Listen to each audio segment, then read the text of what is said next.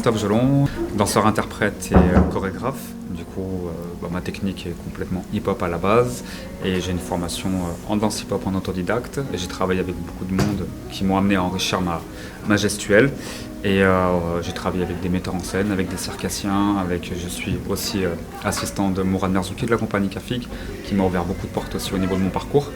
Donc voilà, et aujourd'hui je suis présent sur ce projet, le Chaperon Rouge, auprès de Georgie, pour partager nos univers et trouver une belle fusion entre encore deux univers complets.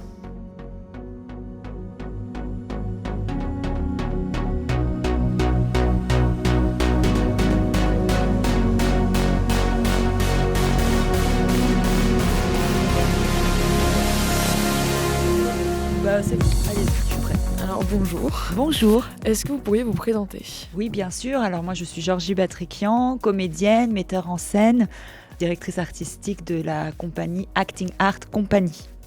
Et est-ce que du coup, vous pourriez nous expliquer cette compagnie ? Oui, bien sûr. Donc c'est une compagnie qui a à son actif 3 spectacles, qui a pour objectif de réaliser, de créer des spectacles bilingues. Soit tout en anglais, soit alterner l'anglais et le français, mais pas que, c'est aussi une compagnie qui fait des spectacles en français également, une compagnie qui aime et souhaite réaliser et créer ses projets avec des collaborations, et notamment pour la 3e création de la compagnie, le Chaperon Rouge in New York, Acting Art Company fait appel donc à la compagnie Voltaïque, Christophe Gelon, pour réaliser ce 3e projet. Ce choix d'avoir des pièces en français et en anglais, c'est des choix un peu personnels, parce que moi j'ai toujours rêvé un de mes rêves, c'était d'apprendre l'anglais depuis mon adolescence.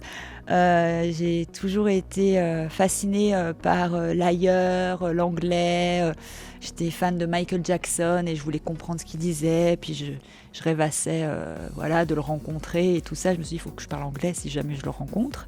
Et puis aussi de transmettre ça, de partager cette envie avec au départ des enfants et des préadolescents, puis de les voir jouer et de réciter des textes ou même parler en anglais alors qu'ils ne parlaient pas.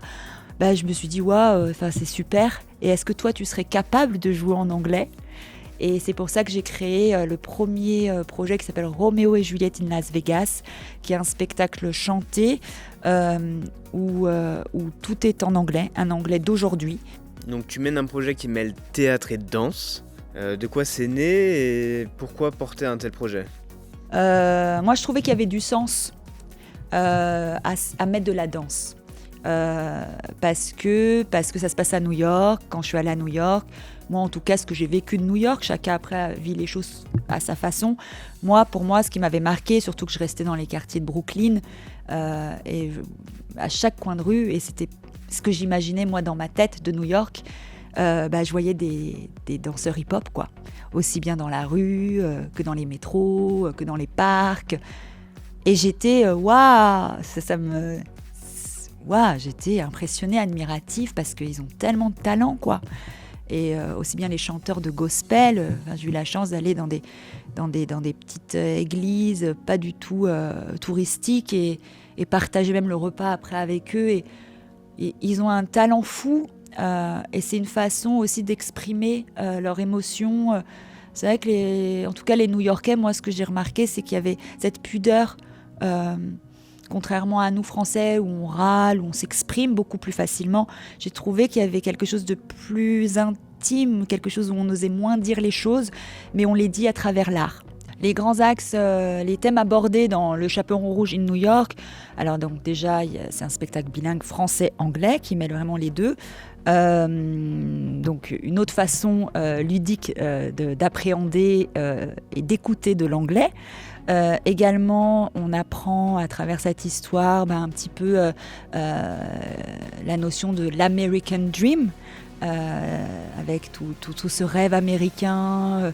On découvre New York aussi à travers l'arrivée de Mia, qui est le chaperon rouge dans l'histoire, quand elle débarque à New York. On a aussi tout un thème abordé sur l'immigration.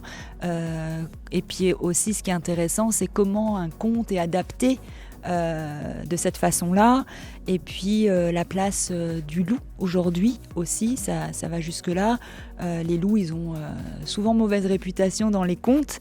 Et ici, j'ai pas envie de tout vous dire, mais c'est différent. Et puis ça touche aussi sur le thème de la confiance. Voilà, est-ce que finalement, qu'est-ce que la confiance ? Qu'est-ce que ça apporte ? La confiance en soi, la confiance aux autres.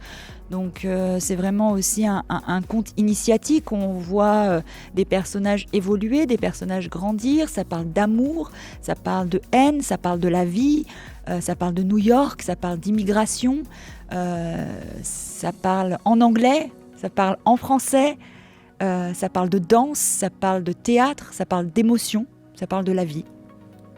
Très bien. Et est-ce que tu peux nous parler de l'équipe qui t'entoure sur ce projet ?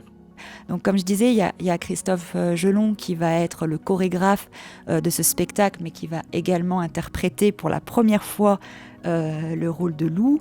Il y a également Jules Montmessin qui est compositeur, musicien très très talentueux qui travaille avec moi en binôme sur la création des chansons. Si on travaille ensemble, on écrit ensemble, sur la composition des musiques. Et voilà, c'est un vrai échange artistique et c'est très agréable de travailler avec lui. Et tout récemment, on a aussi la venue de Hugo Florence, qui est donc light designer et qui nous offre sa présence sur ce premier laboratoire théâtre-danse du Chaperon Rouge in New York. Voilà, et à voir comment les choses évoluent bien évidemment avec cette équipe. Et comment mettre tout ça en place, parce que porter des projets, c'est pas évident. Là, on a de la chance d'être accueillis ici au CCNR Yuval Pic pour ce laboratoire de 4 jours. Voilà, nous en sommes ravis et très fiers. Et nous espérons avoir encore des résidences et pour mener à bien ce projet qui est très ambitieux.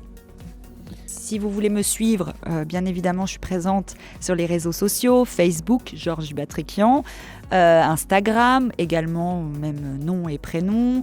On a un site internet aussi de la compagnie Acting Art Company, où vous pouvez retrouver nos prochaines dates. D'ailleurs, je prends ce temps-là pour vous dire qu'on joue Roméo et Juliette in Las Vegas avec Romain Bressy le 25 février au Complexe du Rire à 20h. Donc vous êtes la bienvenue.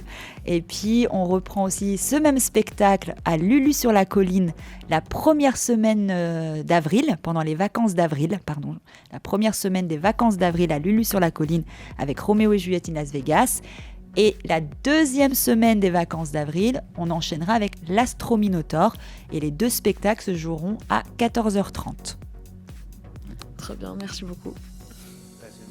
Passez une bonne journée. Et vous aussi. Et une bonne année. Merci, vous aussi.